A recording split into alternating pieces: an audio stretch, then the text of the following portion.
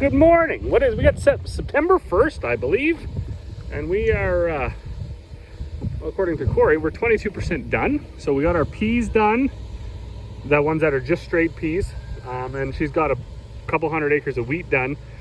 So today I just took the pickup header off of this 9610. There's a straight cut header for it. We're gonna put that on, and then we're gonna have both combines going in the wheat. We're gonna jump across the road here and do this one because she's running into some green wild oats down there. So we're just gonna give that a few days to warm up. I was blowing this combine off. I was joking with my dad this morning. I said, there's gotta be a law that says you can't drive a combine down the road with as dirty as this was when I finished up the peas. And to my amazement, he said, as far as he knew that there was, it was either in the Thrasherman's Act or something like that.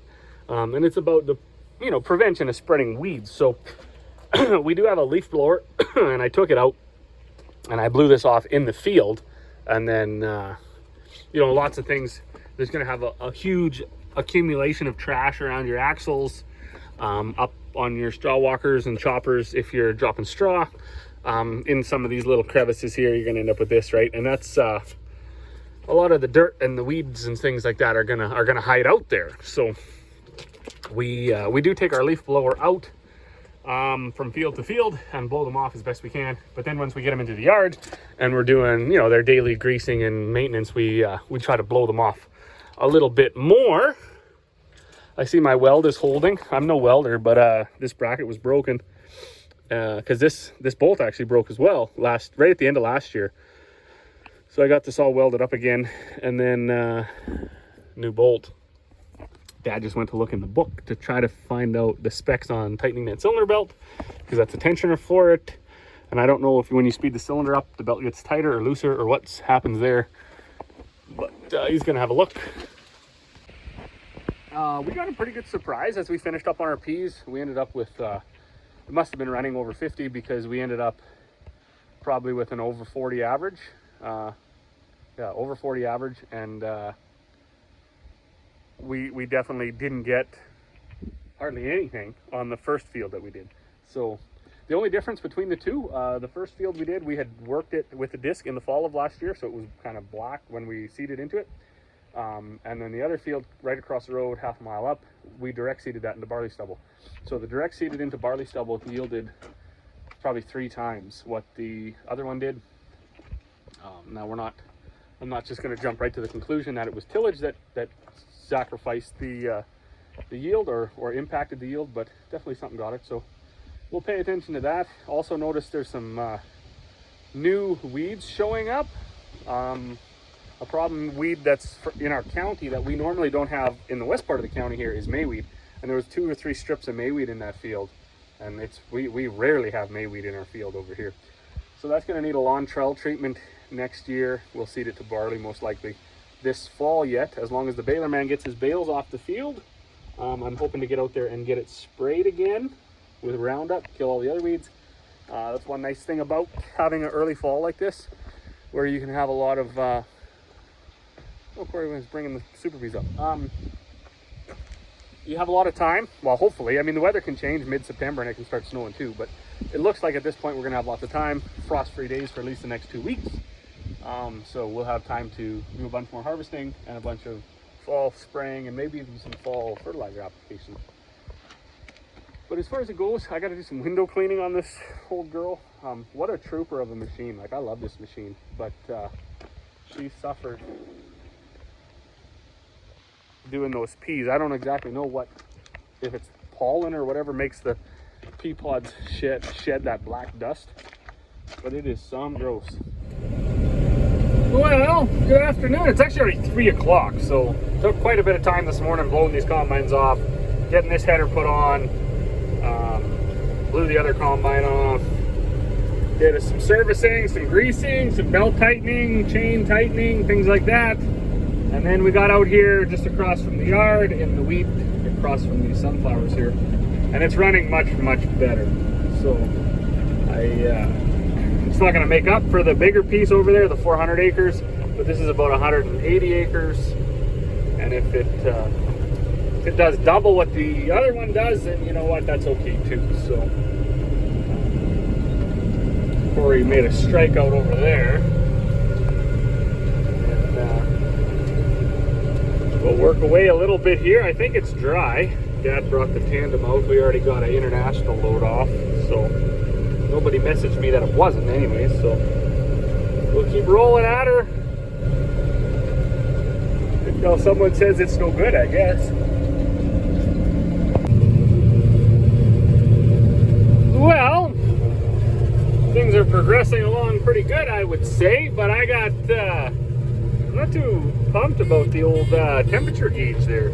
So it's right at the high end basically of where it should be, and I don't like that. So I'm gonna run into the yard just across the road anyways. I'm gonna blow out the rad. So I did blow this combine all off this morning, but if I'm being 100% honest, I didn't actually dedicate a whole bunch of time to the rad. Kind of slipped my mind. So before anything happens, we're gonna do that. Well, you know, today is a better day. So we got that first 10,000, that's full of wheat. Moved into the next one. Unload the Super Bees here now. I see we got a flat tire on the swing, but and I backed into this. Well, I didn't back into it last year. The truck rolled back and I had a stupid clevis on it and just crushed that. I have hit that several times in the past. That's why it's black. It used to be gray, but I've taken it off. So I should be a tinsmith because I've taken it off and hammered it straight so many times. I'm gonna have to do it again at the end of this year. The wind is blowing, the wheat is dry, it's testing 12. It even looks a little bit better than it did. No, it doesn't. Still whatever. Cool thing though, so that swing has a remote. So, you know, it's windy, it's miserable out here, but Dad can just sit in the tractor and run the PTO. I think he's still in there. He's in there. So he can sit in the tractor and run the PTO, and I can be in the truck. And he doesn't have to get in and out a whole bunch to move that swing. So little things like that, they go quite a long ways when it comes to making things a little more comfortable, a little more desirable. The Super Bees, they're really handy if you got a big enough bin yard and a big enough swing to get under them, or a conveyor or something. But what's sometimes difficult, unless you have a drive over, is that getting it under there. And our 10-inch, it doesn't have the swing and the remote, so you'd have to kick it under there. And on a dry year, when your bin yard's dry, it's not that big of a deal. On a wet year, when there's ruts and you're tired and you're mad and everything sucks anyways, that's really not so fun. But I'm not sure if you'll be able to hear any of this. The wind's blowing like crazy. So I'm gonna get this unloaded and I'm gonna get the truck back out to the field. We got quite the combine crew here. So I'll run that 9610 until the trucks get full, and then I'll hop off and my little boy and my mom will run it.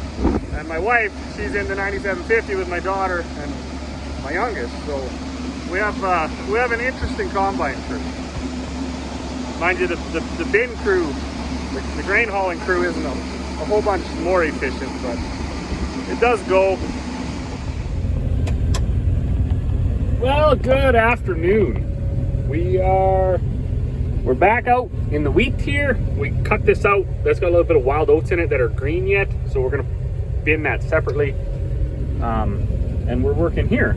But cool enough, we're gonna get the whole entire crew here. So we got Buddy and Grandma, they're in the side-by-side, and they're shuttling Grandpa around from truck to truck to truck. I think he's having a good time hauling grain. So we are right on our home 400 acres here. So there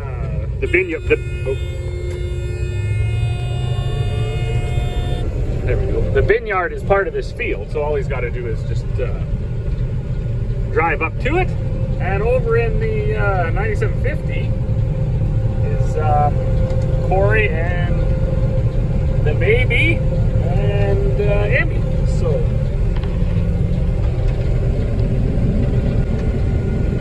well, the crew is doing their thing. Buddy and Grandma, they head back to the yard. Cops took the grain truck to go unload it. The bins are well, they're just up at the end of those trees, so you don't even have to go on the road. It's nice to get on the combine when you're the seed drill guy, and then when you're the sprayer guy, because you get a chance to look at things. You can see some weeds that are coming, you know, so you can make a mental note of that for next year. But when you had a year like this, where we had such poor emergence, such uneven emergence, and I was kicking myself all year. It's been in several of the videos throughout after seeding, through spraying, some of the field checks. I had no idea. But now being out here, I think that seeding depth, while it probably was part of the issue, I don't think it was the whole reason. I have a feeling what we ran into here was just a lack of moisture at the right time, wrong time, however you want to say that. So I was hoping it was going to get better, and in a sense it did, but it didn't get good enough, right? It didn't get good enough to make up for how poor it was up there, because there was a whole bunch of this down here as well that was also poor. But what makes me think that it wasn't so much seeding depth as it was a moisture issue is the lake is right there, just on the other side of those trees. The dirt's a little bit better down here, but it's also a little bit lower. So you can see even when I seeded it, there's that slough that comes out. And that slough on a really wet year continues all the way down here.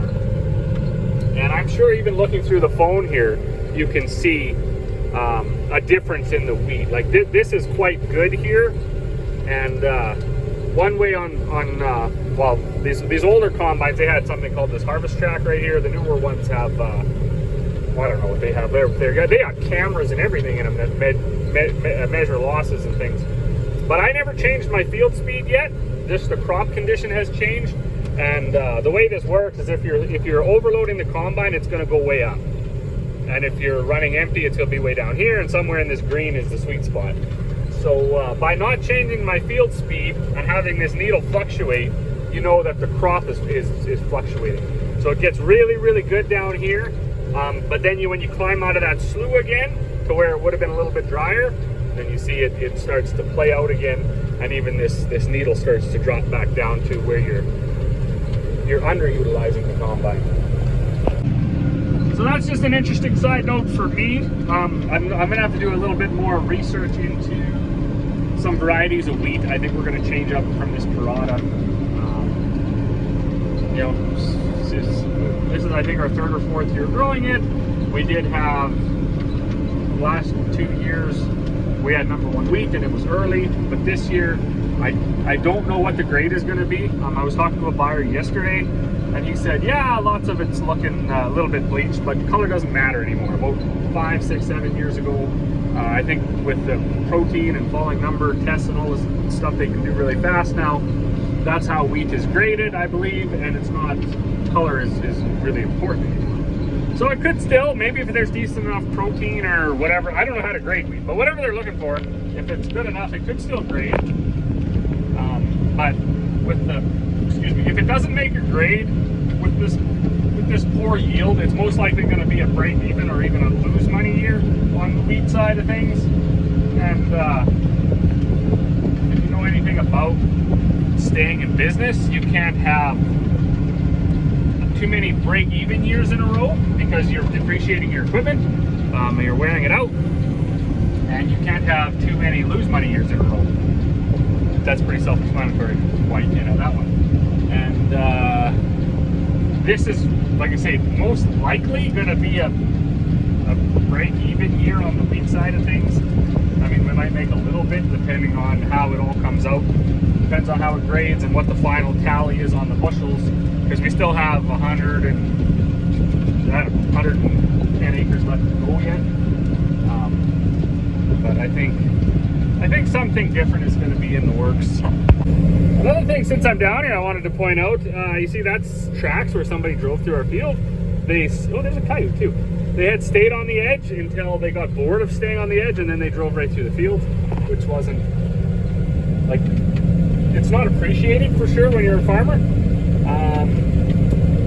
And then even to make matters worse, I don't know if it was the same people or the next group of people that came by them, but they couldn't drive in the same path either. They actually had to move 300-400 feet out into the field and then drive all over. So if you happen to watch this, no matter where you're from, what county, what state, what province, whatever, and you're an individual who likes to drive all over farmers' fields when they're planted and growing, please don't do that. It's